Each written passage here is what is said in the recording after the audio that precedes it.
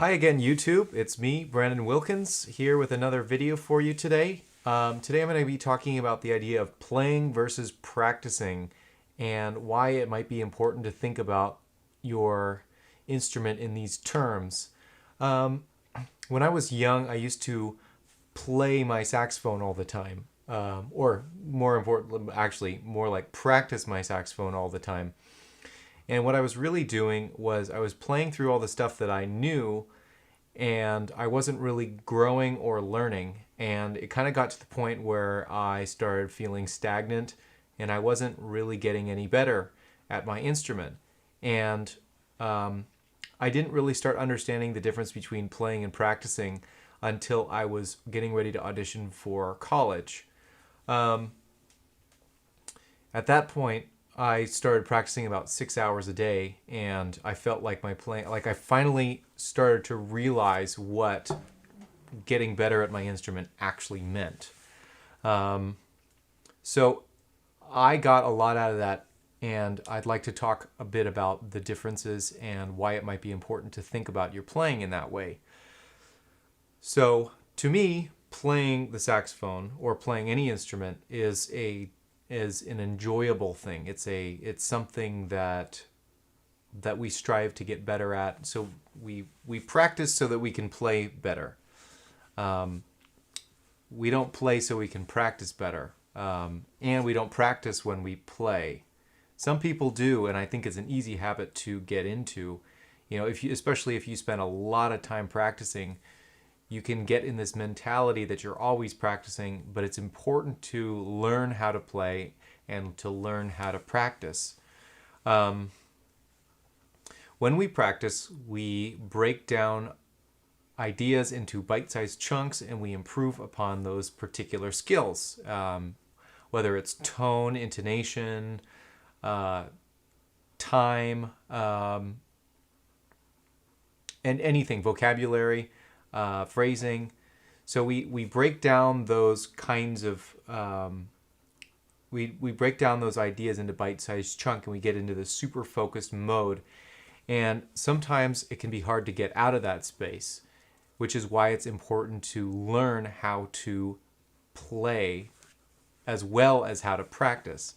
Now, if you do too much of one or the other, you're going to find yourself at an imbalance. So you want to find a nice balance that works for you and that yields you the best results. Um, Often, what I like to do is when I warm up, I like to play a little bit. Maybe even if it's 5 minutes, just enjoyment, pure fun of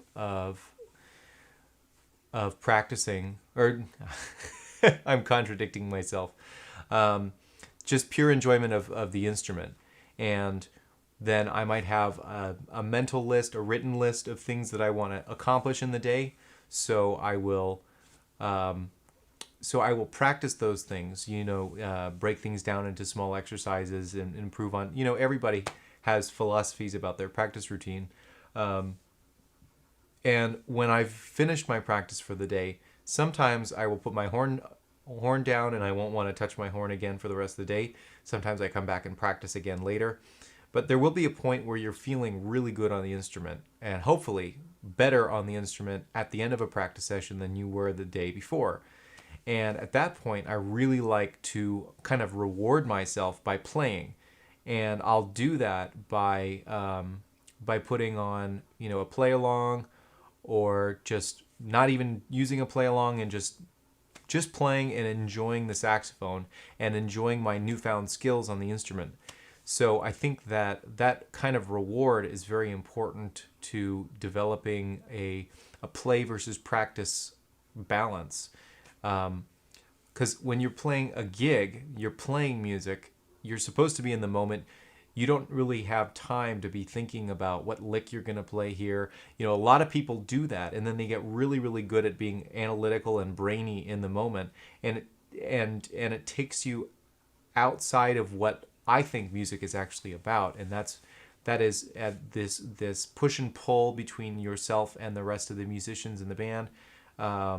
The the absolute magic that exists right there in the moment if you listen, because listening is so important when you're improvising. And if you're not listening and you're spending all your time in your head, you're probably not enjoying yourself very much. And in fact, I've gone down that road so many times. I'm a slow learner in that way.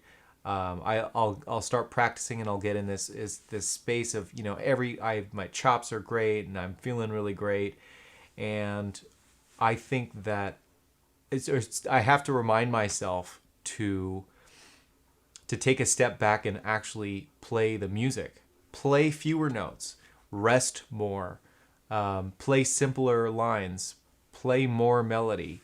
All of these things are so crucial and are actually gonna keep your audience. And I think that when you make this distinction between playing and practicing, you can kind of train yourself to have two different modes. Sometimes, though, it can be valuable, you know, if you're at a jam session or something like that, and you have a new concept you're working on, and you're in like a relatively low stakes environment. Practicing and incorporating the material you're working on can be nice to put into the context of a live performance, but I would caution you not to make a habit of that, because you can you tend to force things, and you have to maintain this awareness of, is this appropriate or is this not?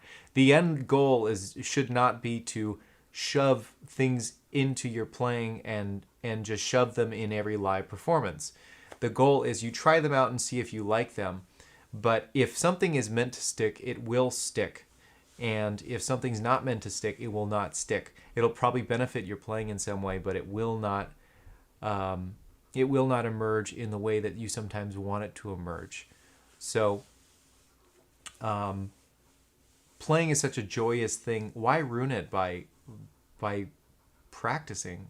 You know, it's so easy. I mean, like, as a musician, there are so many things going on in our heads that make it so hard to be in the moment and enjoy where we are. Why add another thing? You know, we're just piling on all these things that don't really serve us when the music is the only thing that matters. So let's take away the distractions. No practicing on the bandstand. So just some food for thought today. This was kind of a shorter video. As I said in the last video, I'm getting a new camera, so I should have some better footage, and I'm gonna have some more time to edit and put together some more thorough videos on different topics. And thanks for tuning in, and I hope to see you next time. If you get any value out of this, please like and subscribe. All of that really helps in growing this channel, and I'd love to build a community. My goal here is I'll start editing and putting some videos out, hopefully every day. That's my plan. And I'm thinking about once a week I will do a live stream FAQ, so we can have some questions coming in and I can answer them, or we can talk about phrasing, we can talk about licks, we can talk about players, whatever you want to do. So as this grows, you know, there will be more of an audience for that, and you guys can comment on this video with any questions, and maybe give me some ideas for some videos you might want to see. So thanks for your time, and I am looking forward to seeing you next time. Take care.